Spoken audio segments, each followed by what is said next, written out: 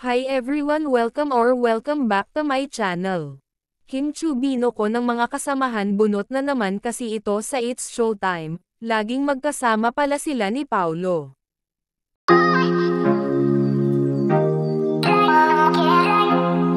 Present ngayong araw si Kimi sa It's Showtime.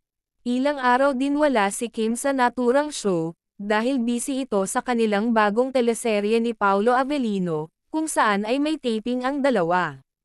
Kanina nga ay binoko ni Jong Hilario itong si Kimi sa isa sa kanilang segment sa It's Showtime, kung saan, ay sinabi ni Jong na lagi silang magkasama ni Pao. Dito nga ay medyo natagalan si Kim sa pagsasalita at sinabi nito na lagi silang magkasama ni Paulo dahil meron silang taping. Ito talagang si Kimi kahit walang taping ay lagi naman talaga silang magkasama. Kahit naman kasi sa mga jogging at workout nila ay magkasama ang dalawa.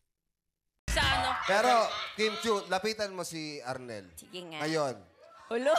Lagi mo nakikita si Paolo, di ba? Uy, grabe. Lagi kayo nakikita. Oh, nagtitaping Sa tingin kasi mo, kami. ano yung lamang